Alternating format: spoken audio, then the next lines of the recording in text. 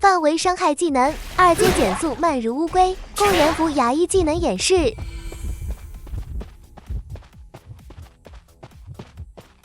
這邊來看一下公園服新監管者牙醫的技能演示。首先是他的一個臨階能力，臨階能力的話，基本上是所有的技能都解鎖了，然後1階跟2階只是一個能力的升級。比如說這個圖標是一個位移的能力，然後這是我們的主技能透鏡的一個能力，以及這個光幕能力，還有就是我們可以調節這個透鏡角度的一個口腔鍵，這個50跟20分別代表是它的一個角度。然後就是我們開啟透鏡的時候會發射紫外線，紫色線的話在終點位置會形成一個光照的區域，也就這個樣子。然後這個透鏡一個充能時間是12秒一個，初始的話有2個，最多可以保留2個。可以看到只要有這個充能就可以一直使用。然後就是我們生成這個光照区的时候，在进行攻擊的时候，對應的光照區也會有那個菌群的攻擊，並且這個攻擊是不需要插刀的。另外還有就是當我們蓄力攻擊的时候呢，這個菌群的話，它的一個光照區會向前延伸。不過在延伸途中的話是不會有傷害的，只有我們蓄力刀傷害判定生效的時候才會有傷害。然後我們這裡的話開一下那個無冷卻。還有一點就是當我們開啟這個透鏡期間的時候，我們是可以主動提前結束這個透鏡的。另外還有一點就是當我們開啟透鏡期間進行攻擊的時候是沒有辦法進行轉視角的，普攻、蓄力刀還有氣球刀都是沒有辦法轉視角。另外還有一個比較特殊的地方，就是可以看一下左上角這個圖標，當我們在攻擊的時候呢，人物自身會有8%的移速加成，這個需要在透鏡期間進行攻擊才會有用啊。然後再講一下它這個菌群攻擊是一個AOE 的範圍傷害，這也可以看到是個 AOE 的範圍傷害，並且是不需要插刀的。然後就是我們它這個透鏡如果是打到求生者的时候，就是說我們普攻命中求生者跟菌群攻击命中到求生者的时候，這裡可以看到2個都會生效。普攻打中求生者會插刀，但是菌群打中的話是不需要插刀的。這個是透鏡一個效果。然後就是它的一個位移能力，這邊可以看一下這個圖標。這個位移的話必須要在我們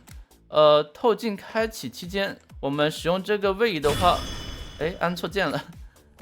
使用這個位移技能的話会傳送到對應的光照區域。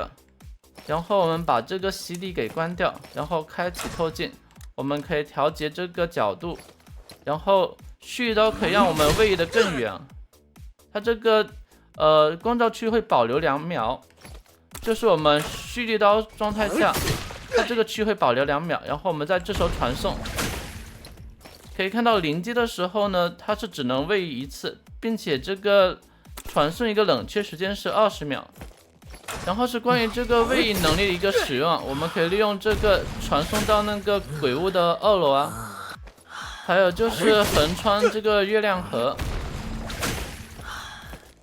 然後下一個是監管者的光幕技能，這個光幕技能的話其實很好理解，我們可以通過點按或者蓄力的方式進行釋放，然後被光幕所影響的牆體將失去遮擋我們光照區域的能力了。因為正常我們透鏡生成的這個光照區的話會被那個障礙物給遮擋的，這樣子我們沒辦法攻擊牆外的求生者。這時候我們搭配那個光幕的話就可以實現對牆外的求生者進行攻擊了。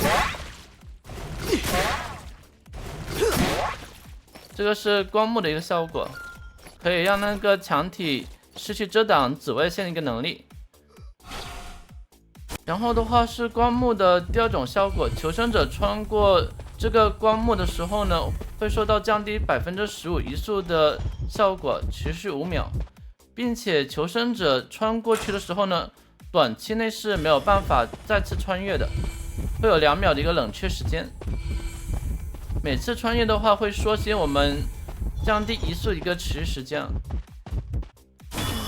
然後這個光幕的話對監管者是沒有影響的，監管者可以反復進行穿越。然後這邊來看一下勘探員的磁鐵啊，可以看到磁鐵的話是可以丟過去的。然後這邊我們再來看一下，哎，這個如果是被吸的話，好像是可以吸過去的。然後的話是監管者這邊是不受光幕影響的，是可以進行反复的穿越。另外需要注意就是被光幕所影響的墙體只是失去遮擋紫外線的一個能力啊，而不是說就沒有碰撞體積了，只是對紫外線沒有碰撞體積。然後的話是監管者的1階能力，它的一個傳送能力獲得了提升。我們在生成透鏡的時候，它的位移的話是可以進行2次，在傳送的5秒內還可以再次進行1次位移，也就是有2段位移。然後的話是監管者出了2階之後呢，它這個光幕的效果進行了提升，對求生者造成的一個減速從原先降低15%提升到了降低30%，這邊可以看一下。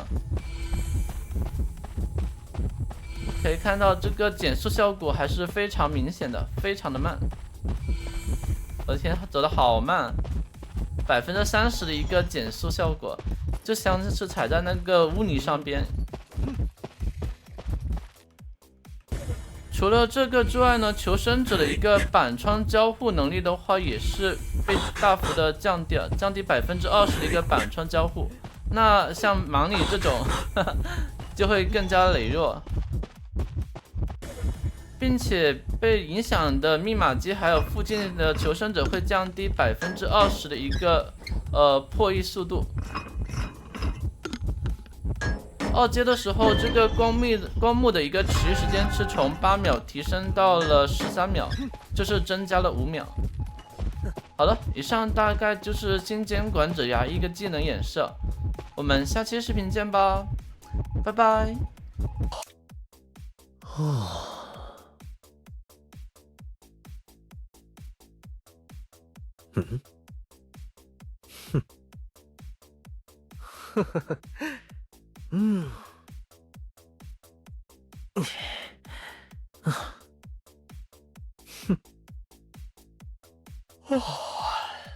嗯。